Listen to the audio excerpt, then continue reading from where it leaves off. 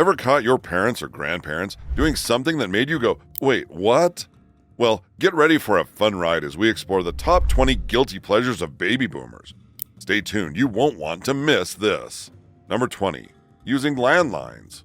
So here we are, diving into the quirky world of baby boomers and their trusty landlines. In a world gone mobile, boomers are holding on to these classic communication devices like it's a prized possession. You know, boomers have this nostalgic fondness for the good old days of landline phones. It's not just a piece of technology for them, it's a symbol of connection, a link to the past where the anticipation of receiving a call brought genuine excitement. Imagine the charm of a clunky rotary dial and a corded handset. No batteries to charge, no software updates, and certainly no fear of water damage. It's like a blast from the past in the midst of our tech-heavy present. In the era before smartphones dominated, landline phones were the reigning champions. You've probably noticed these sturdy devices sitting proudly in the homes of your boomer parents or grandparents. There's something heartwarming about the simplicity and tangibility of a landline phone that boomers just can't let go of. It's not just a communication tool, it's a cherished piece of their nostalgic repertoire. Remember those days when dialing a phone number took a bit of effort, especially if it had a bunch of nines or zeros? Bet most people born after the baby boomer generation have only a vague idea about how to navigate a rotary phone. Sure, you were tied to a spot, but you were also free from the distractions of social media notifications and endless apps. A ringing landline phone represented a person at the other end, not a bot or a scammer, an actual human with a voice you could hear and emotions you could feel. Now let's talk about the security aspect.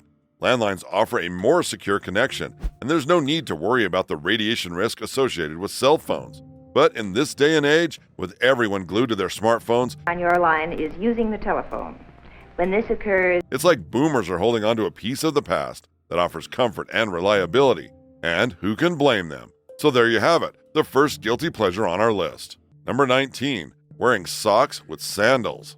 Among baby boomers' fashion choices, here's one that raised a few eyebrows. The notorious socks and sandals combo. Yes, you heard it right. Now for the modern fashionista, this combination is like wearing a neon sign that says, "I'm not keeping up with the trends." It's a bit of a fashion sin, almost universally frowned upon. I mean, let's face it, socks and sandals completely contradict the whole idea of open, airy footwear. The sleek, modern individual avoids this pairing like it's a contagious disease. But hold on a sec. Rewind to the 80s and 90s, the era of boomboxes and cassette tapes. Wearing socks with sandals, especially paired with shorts, was a legitimate fashion statement. It was all about embracing a relaxed, casual, and comfortable look. Comfort, yes, but it was also about being different, standing out from the crowd, and flaunting your unique style. Back then, sandals were making their way into the fashion scene, but not everyone was ready to flaunt their feet. Enter socks and sandals, the dynamic duo of retro fashion. It might sound like a crime against style today, but in its heyday, it was one of the most popular looks. Interestingly, the socks and sandals phenomenon isn't just a baby boomer thing. It has roots that go way back to ancient times. Egyptians and Romans were rocking this combo, and guess what? In some countries like India and China today, it's just not acceptable, it's encouraged. Imagine that. Now, we can't ignore the fact that for a long time, wearing socks with sandals was a fashion faux pas. A style statement that left many cringing. But times change, my friends. Today, some folks not only find it acceptable, but they believe it's a bold fashion move.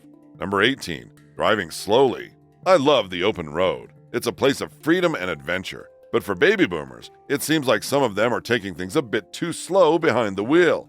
Yes, we're talking about the notorious slow driving habits that have become a stereotype. Now the big question is, are baby boomers consciously hitting the brakes, or is it just a result of the inevitable changes that come with aging? Well, let's dive into the world of boomers and their need for speed or lack thereof. First off, it's essential to acknowledge the natural aging process, and yes, that includes changes in vision.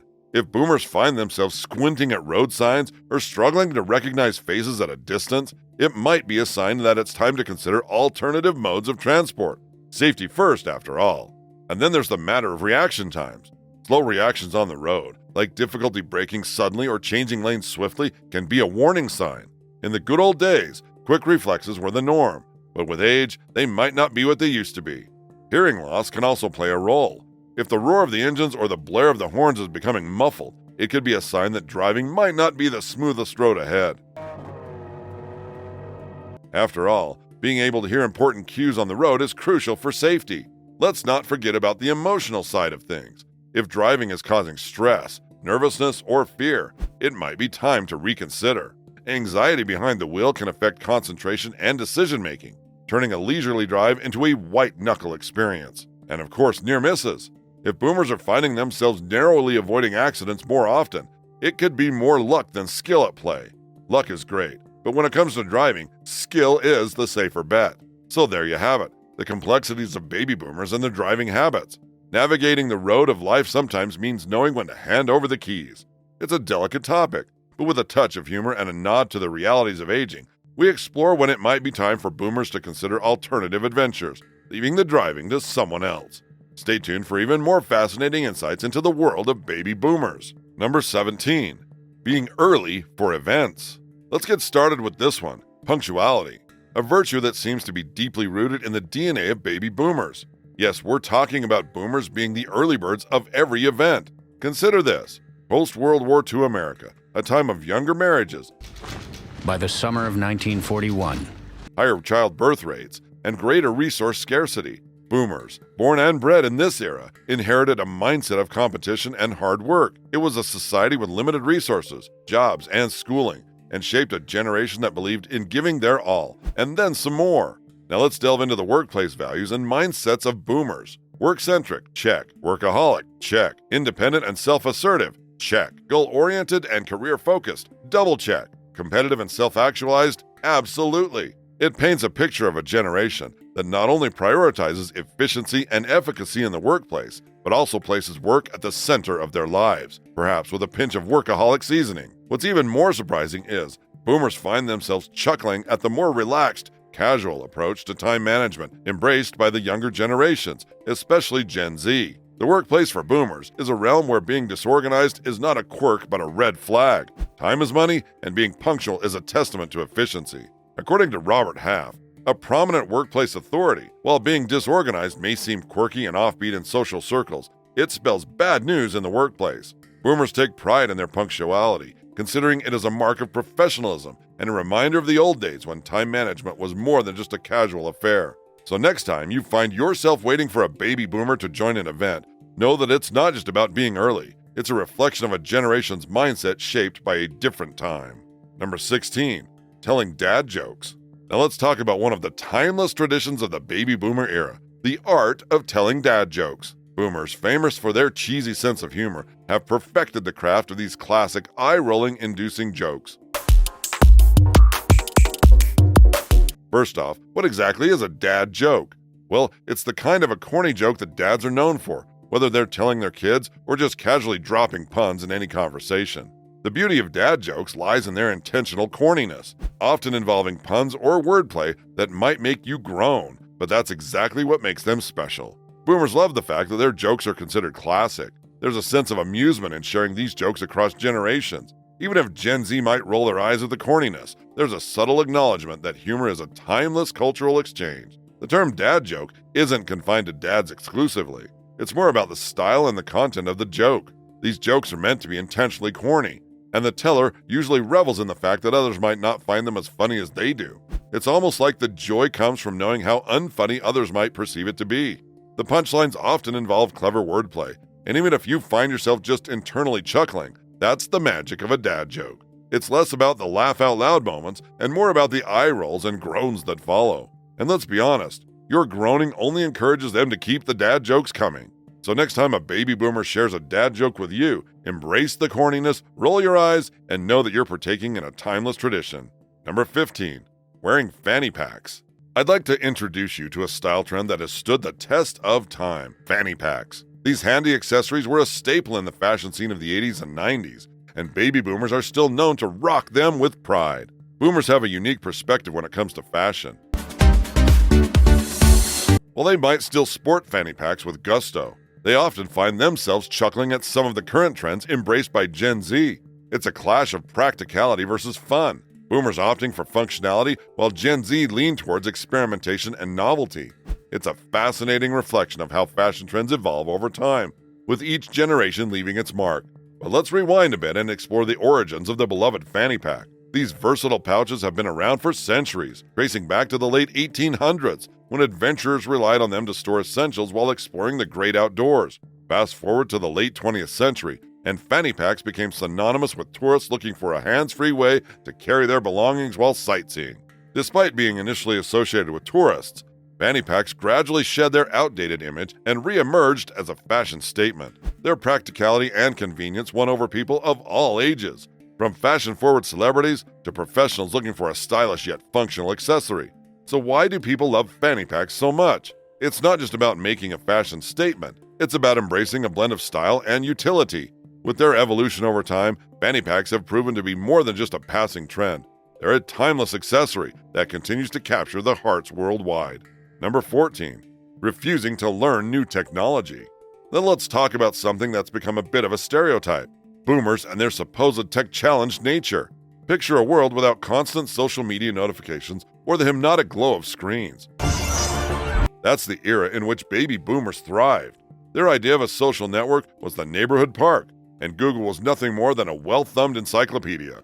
Living in a tech-free world seemed like a foreign concept to some, but for boomers, it was a time of face-to-face conversations and handwritten letters, with the only spam being the canned meat in their kitchen. In this seemingly simpler time, connections were more meaningful and memories were tangible. Fast forward to today, where Gen Z's tech-savvy ways can sometimes clash with boomers' learning curve. While Gen Z might find boomers a tad slow to adapt, the truth is, boomers just need a bit of extra time to navigate the ever-evolving world of technology. And in all honesty, they might find Gen Z's impatience with them a bit amusing. Number 13. Playing bingo. I love bingo. It's a game that seems to have found a cozy spot in the hearts of many baby boomers. While it's often linked to retirement homes and elderly communities, the truth is, bingo is timeless and enjoyed by people of all ages. This game has come a long way from its original paper version. Now you can find it in electronic and handheld forms, making it accessible and exciting for everyone from school children to retirees. The rules are simple. Fill out a card, match the called letters and numbers, and wait for that exhilarating moment when you shout bingo. Have one player, the caller, Casinos, church functions, community centers, you name it. Bingo is a popular choice for events where people are just looking for some cash prize excitement or just a good time with a lively crowd. If you've seen older adults in any form of media, chances are you've caught them playing bingo. It might be a result of the media we consume, or maybe we've actively witnessed our older relatives enjoying the game. Regardless, bingo has become synonymous with older generations. But let's not be fooled. Bingo is more than just a quiet game. It's an opportunity for fun, socialization, and a bit of mental stimulation. Number 12. Using cheesy pickup lines. In the age of social media, cheesy pickup lines continue to be a classic trick that baby boomers just can't seem to shake off when it comes to flirting. But hey, who can blame them? There's something endearing about a well-timed, if not slightly cringeworthy pickup line. Now, if you're from Gen Z, you might be sitting there rolling your eyes, wondering how anyone could possibly find these lines charming. And fair enough, the online dating scene has totally transformed how relationships are formed, leaving behind the days of face-to-face encounters and cheesy one-liners. But let's take a moment to appreciate the art of the pickup line. It's not just about trying to woo someone into bed, although let's be honest, that's often the goal. It's about breaking the ice, sparking a conversation, and maybe, just maybe, eliciting a giggle or two. So the next time you hear a baby boomer drop a cheesy pickup line, try not to cringe too hard. Instead, embrace the nostalgia of a bygone era when flirting was a bit more He's trying to challenge me actually. He said, cheesy. And who knows, maybe you'll find yourself laughing along with them. After all, love, or at least a good laugh, knows no generational bounds. Number 11. Wearing matching outfits. Imagine a baby boomer couple strolling down the street, and what catches your eye? Matching outfits. Coordinated colors, maybe even complementing patterns, the whole shebang. Before you dismiss it as a quirky or outdated trend, let's dive into the world of matching outfits. Sure, at first glance, it might seem a bit too much. You might ask, why would I want to look like my partner? Well, my friend, there's more to this twinning phenomenon than meets the eye. Matching outfits have been a tradition for centuries, and guess what? It's more popular now than ever. Why, you ask? It's not about fashion. It's about creating a special bond, expressing feelings, and fostering that warm sense of togetherness. Imagine a family all dressed in matching attire, creating a visual symphony of unity. Parents often seek activities that the whole family can enjoy, and coordinating outfits happen to be one of those delightful ventures. But hey, it's not just for families. Couples deeply in love often find joy in expressing their connection through matching ensembles. It's a creative and sometimes cheesy way to say, hey, we're in sync, and we're proud of it. So next time you spot a boomer couple rocking matching outfits, acknowledge them. After all, in a world that's constantly changing, there's a charm in the timeless tradition of dressing alike. But the fabrics are also different. Because some things just never go out of style. Number 10. Using fax machines. We're going to discuss a technology that might make Gen Z scratch their heads in confusion. The fax machine. Boomers are like wizards in the world of faxing, while the younger generation might react as if asked to decipher an ancient manuscript. Fax machines, often the epitome of modern communication, now sit in the corner of a boomer's home office like a loyal but somewhat outdated companion. While the rest of the world has moved on to PDFs and emails, boomers hold on to their fax machines with a mix of nostalgia and a belief in their necessity for official purposes. The history of the fax machine dates back to 1843, gaining popularity in 1939 and becoming a staple in offices worldwide. Fast forward to today, and it seems like a relic in the age of lightning-fast digital communication. But why do boomers still cling to this seemingly archaic technology? One reason is the simplicity of faxing. No need to remember complex email addresses. Just punch in the recipient's business name and off it goes. It's like sending a message into the void without needing to know the intimate details of the receiver. For businesses, it becomes a straightforward way to share documents and market themselves. But why fax instead of email, you might ask?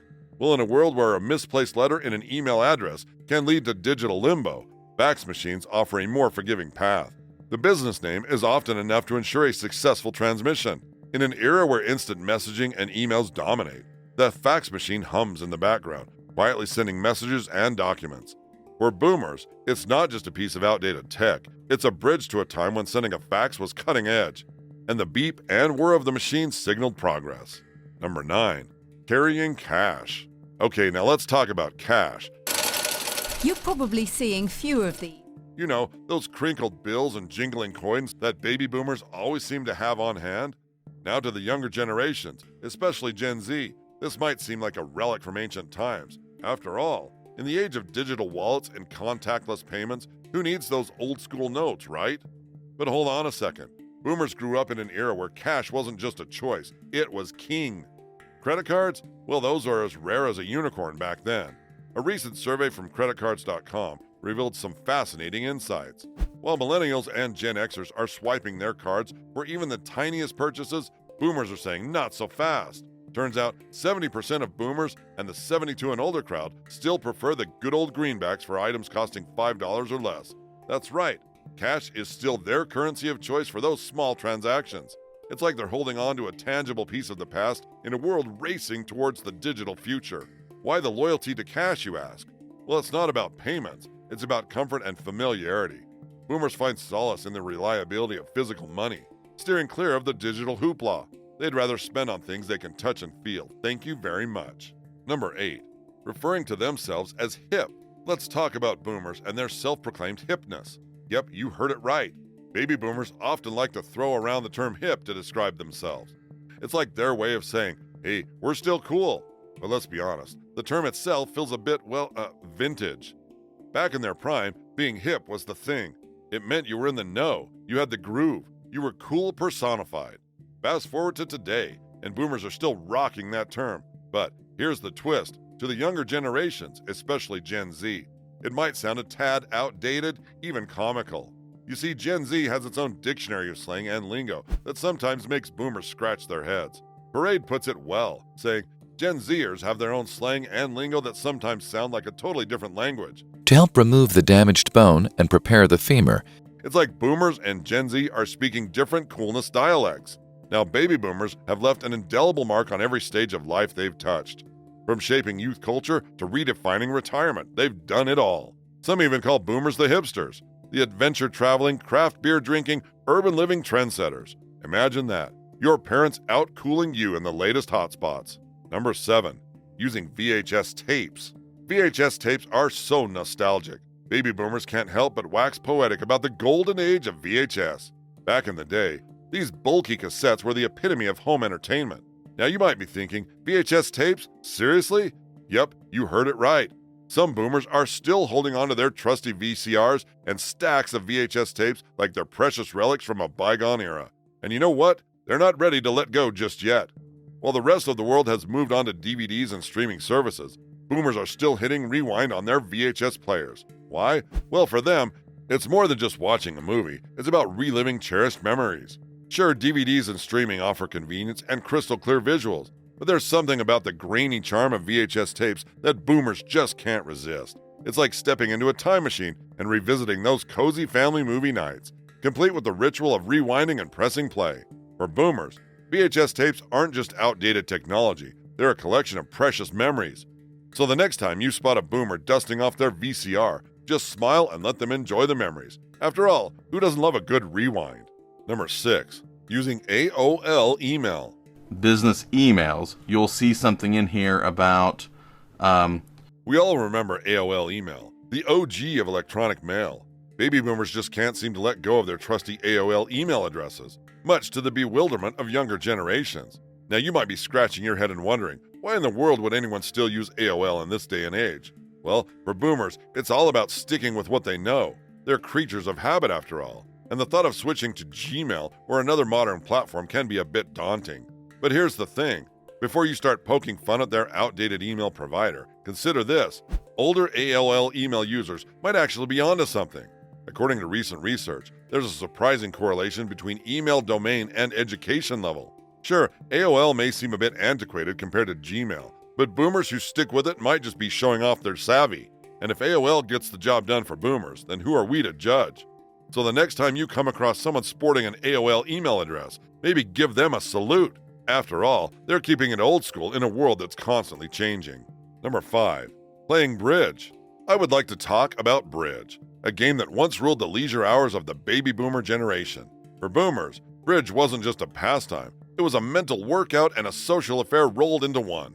Picture this. A group of boomers huddled around a table, cards in hand, deep in a game of bridge. It was more than just a social activity. It was an intellectual challenge, a problem-solving satisfaction that kept minds sharp. In fact, playing bridge was like a mental workout session. Take, for instance, an inspiring story from 2007, when an 82-year-old player named Melander became the oldest to win a U.S. National Duplicate Bridge Championship. He did it again at 86 in the senior division. Talk about keeping the mind agile. Melander, now 89, from West Bloomfield, Michigan, describes bridge as more than just a game. It's the equivalent of a narcotic high, and he's not alone. An estimated 25 million players in the U.S., including the likes of Warren Buffett and Bill Gates, have found solace in the intricate world of bridge. Interestingly, the majority of these enthusiasts are over 50. Researchers even discovered that mentally challenging games like bridge are perfect for older individuals. The game offers not just a mental challenge, but also social stimulation, a routine that engages and entertains. In fact, a study from the University of California at Berkeley found that playing bridge stimulates the immune system, thanks to the brain areas involved in memory, visualization, and sequencing. So when you see boomers engrossed in a game of bridge, know that they're not just playing cards. They're investing in mental acuity and a whole lot of fun. Who said games are just for kids? Number 4. Printing photos. Let's delve into the world of nostalgia, where baby boomers rule with their cherished tradition of printing every single photograph. Unlike the digital era, boomers believe in the tactile joy of flipping through photo albums and adorning their walls with framed memories. For boomers, printing photos is more than a technological choice. It's a profound investment in legacy. Each printed image finds a place in the family narrative, telling stories to both the present and the future generations. It's not just about capturing moments, it's about defining identity and sharing the journey with loved ones. Why the emphasis on print? Well, it's all about giving memories a tangible presence. Hanging photos on the wall isn't just decor. It's a way of honoring. It's a tactile memory for those they love, extending the longevity of cherished experiences. Printed pictures, unlike their digital counterparts, offer a lasting testament to a particular moment in time. They serve as time capsules, allowing boomers to relive treasured memories and share experiences with others. Printed photos, meticulously arranged in high-quality albums, become a safeguard against the whims of technology. No quick lightning strike or misplaced magnet can erase these tangible treasures. So while the digital age zips through the moments at the speed of light, boomers hold on to the profound value of physical prints. Photo albums and books, carefully curated and preserved, become more than just collections of pictures. They are portals to the past, offering a tangible connection to memories that truly last more than a lifetime. Because sometimes, holding a print in your hand isn't just about seeing an image, It's about feeling the weight of a cherished moment. Number 3. Reading physical newspapers. Welcome to a world where the morning ritual involves more than just a cup of coffee. It's a dance with the printed pages of a newspaper. In the age of instantaneous digital news, boomers stand firm in their appreciation for the tangible joys of a physical newspaper. Imagine a boomer, steaming coffee in hand, leisurely flipping through the pages, savoring the smudge of ink on their fingers, and relishing the soft rustle as they navigate news, features, and crossword puzzles. In your evaluation by identifying the source of the information. It's a sensory experience that transcends the mere consumption of information. The ritual of holding a broadsheet just right is an art, and the feeling of a physical newspaper in hand is a connection to an era where the printed world held sway. While younger generations are immersed in the digital wave of news apps and social media feeds, boomers find solace in the deliberate pace of absorbing news through a tangible newspaper. The slow unfurling of stories, the deliberate turning of pages. It's a nostalgia-infused journey through information that can't be replicated by a swift scroll on a screen.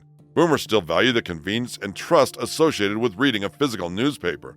They can complete the daily crossword with a pen, bask in the detailed and credible reporting, and avoid the frustration of losing an article in the digital abyss. Sure, it might cost a few bucks a month, but for boomers, the tangible feeling of paper and the ritual of reading are worth every penny. There's an unspoken joy in holding a paper, turning the pages, and being intimately connected with the news. It's not just about staying informed, it's about relishing the headlines, sports results, and the current affairs in a way that only a good old-fashioned newspaper can deliver. Number 2. Writing letters. Letter writing is a lost art, a tradition cherished by boomers in a world now dominated by emails and instant messaging. Picture this: a boomer, pen in hand, delicately crafting their thoughts onto paper, each stroke a labor of love.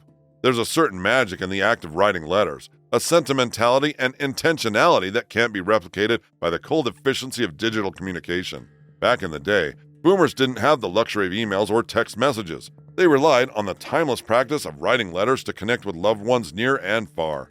It wasn't just a means of communication, it was an opportunity to share their deepest thoughts and emotions, to create a tangible connection in an increasingly digital world. And oh, the thrill of receiving a letter in the mail! The anticipation as they carefully open the envelope, the joy of holding a piece of someone's heart in their hands. It's a feeling that millennials and Gen Z, with their emojis and abbreviations, might struggle to fully comprehend. But letter writing wasn't just about communication, it was an art form in itself. From mastering the elegant curves of cursive to the unique handwriting that spoke volumes about the sender, every letter was a masterpiece in its own right. And let's not forget the myriad reasons for writing letters, from heartfelt notes to friends and family to invitations for special occasions. Each letter was a treasure, a glimpse into someone's world captured on paper. In a world where everyone moves at the speed of light, boomers remind us of the beauty of slowing down, of taking the time to pen our thoughts and feelings with care and intention. So let's take a page from their book, pick up a pen, and write a letter to someone we love. Who knows? It might just become a cherished tradition once again. He writes as though I had died. Yes, madam. Number 1. Gossiping. We all love gossip, an age-old pastime that transcends generations. From neighborhood whispers to workplace chatter, it's a phenomenon that's as prevalent today as it was centuries ago. But what is it about gossip that keeps us coming back for more?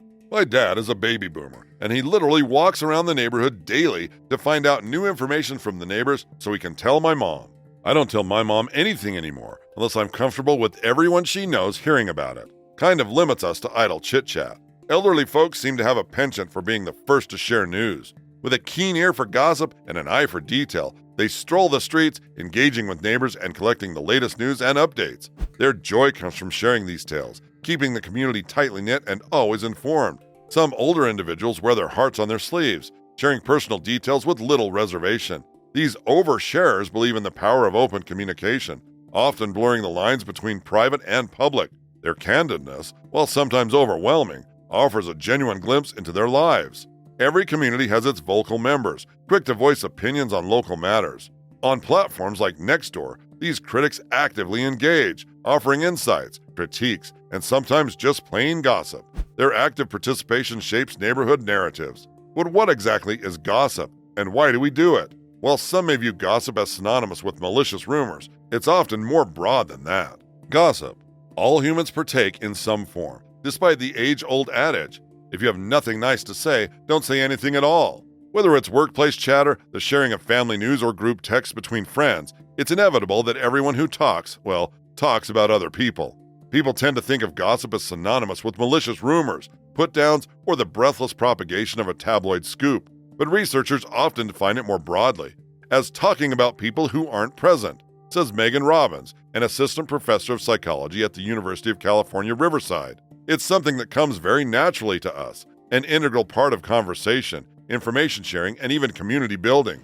Some argue that gossip helped our ancestors survive. Evolutionary psychologist Robert Dunbar first pioneered this idea, comparing gossip to the grooming primates engage in as a means of bonding. Instead of picking fleas and dirt off of one another to bond, Ludden explains we now talk, which is where gossip comes in, because chit-chat is mostly talking about other people and conveying social information. And there you have it, guys. Did any of these leave you nodding in agreement or scratching your head? Share your thoughts in the comments below. And don't forget to hit that like button if you enjoyed the video. Subscribe for more fun content, and until next time, stay tuned.